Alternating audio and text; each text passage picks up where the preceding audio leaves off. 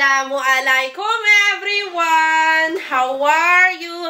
Eto palang bag na to ay galing to sa kaibigan ng aking kapatid na si Kenneth, si Miss Rowena. Hindi ko alam ipilido ni Miss Rowena eh. Si Rowena na taga-Australia ha, hindi si Rowena na taga-Southville.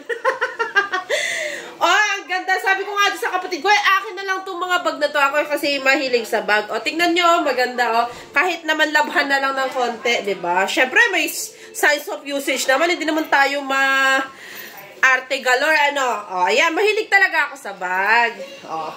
Tapos, eto pa, ay nagustuhan ko nga kasi ito. Kasi nga, ay ganito, o, ang ganda, o. Siyempre, pag mothers ka na, diba? O, mothers. O. Kung ayaw mo naman magbitbit ng ganito, handbag mo na lang, ano, lagay ng mga wipes, diaper. At tapos, kung may aalis ka naman, diba, ang ganda nito,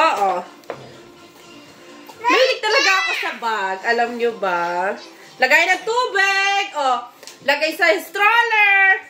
Salamat, Miss Rowena, na taga-Australia, na hindi taga-Southville. Salamat din sa aking kapatid na si Kenneth. Yun lang, assalamualaikum, Diyos sa Korkaran. Bye! Bet ko talaga to.